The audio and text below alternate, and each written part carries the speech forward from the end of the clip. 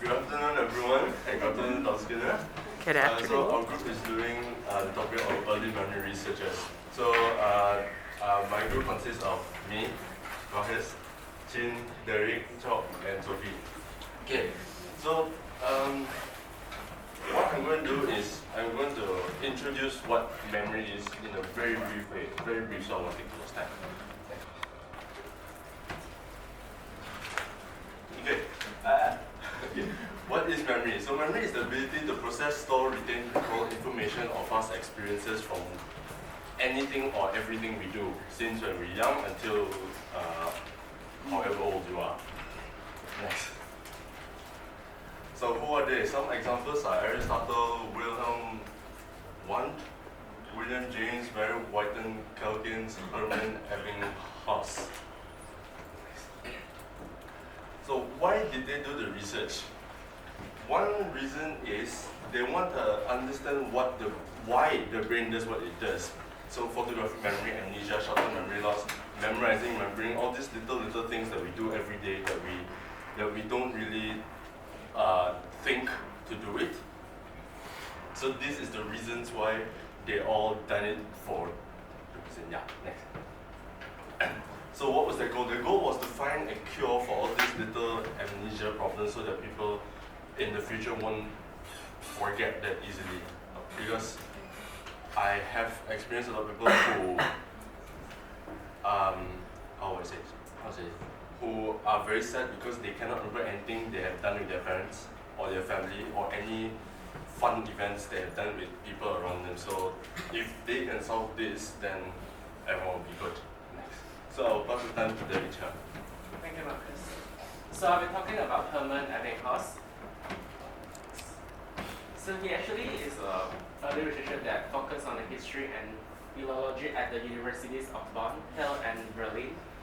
And he got his PhD in philosophy in the year of 1873. And he's also an independent postdoctoral study in England, France, and Germany, basically in Europe.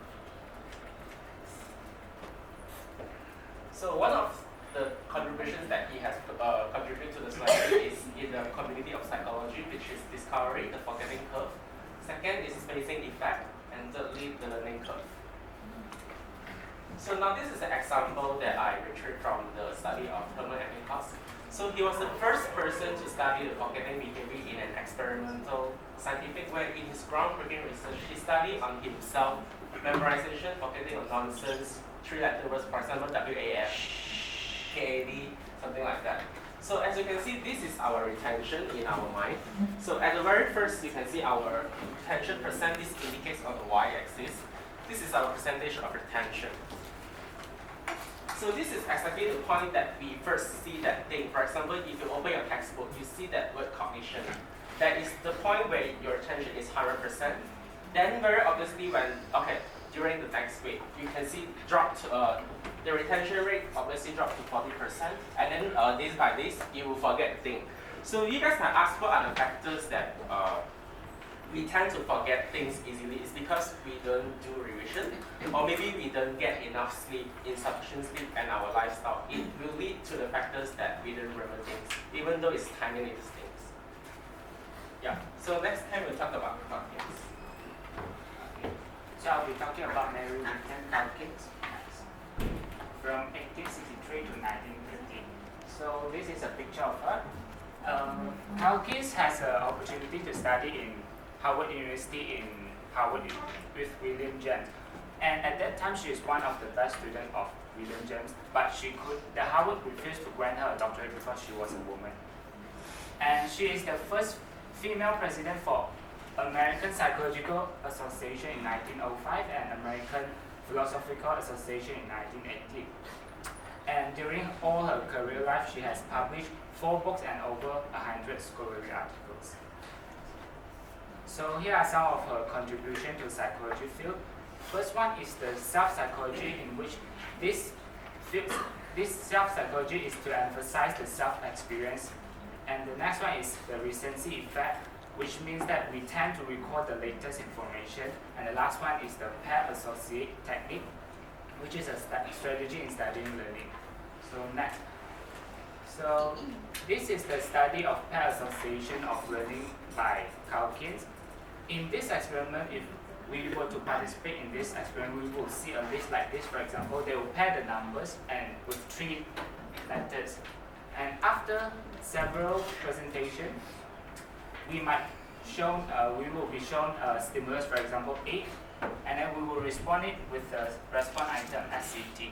So this one is somehow like the classical conditioning. We pair the stimulus with a suitable response. So for example, in our real life, you would respond to a person's face with that person name. So like Dr. Skinner just now, every time she saw Derek, she would just call him Ken. Maybe not enough time meeting Derek. So next time we will just pair it, this face with Derek. So next I'll pass to Sophie. Now I'll talk about William James.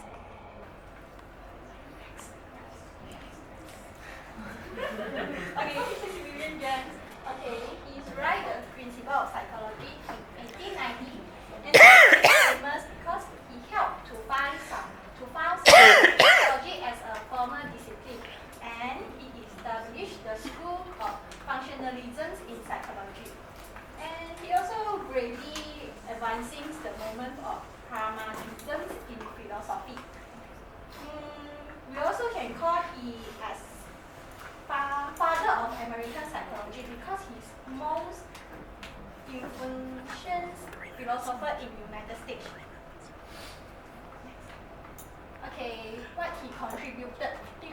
He focused on everyday psychological experience, and then in principle of psychology, he said that human mind is active and inquiry. He writes some topics about perceptions, attention, memory, understanding, and reason at the tip of the tongue phenomenon. And then what is tip of the tongue phenomenon?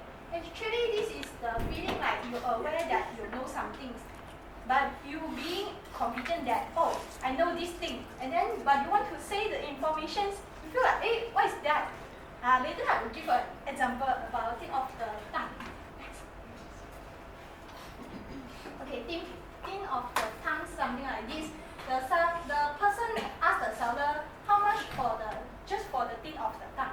And then he said, wait, I know the answer. I know it's something like 5 close, like something like that. Maybe the tip of tongue just 5 ringgit and 20 cents, but he just remember 5 or something. Like I remember that Dr. Emmy's, what's Dr. Emmy's name? I know Dr. got the M, something like this. Okay, nice. Now I pass it to Chi. Conclusion. I think I am going to summarize the overall of the information related to the 3 research men that my group member have presented. First one is the Hammer issue. It's the fascinating the human memory, and like for example forgetting curve and spacing effect and learning curve. And second one is the Mary Winston stat and emphasizing and they recall the best of the information for the last piece of the information from the experience. And the third one is the William James that emphasizing in individual who is the natural of the human. Like for example that Sophie is special or tip the tongue that difficult to talk about. And I will conclude the remark of they have the 3 reasons as the very important because they contribute a lot of different types of concepts for the psychology. And they have the cognitive psychology and the memory is important nowadays because it occupies a major portion of the human psychology. And for example, without them, we cannot know how the psychology going on. Yeah, that's it.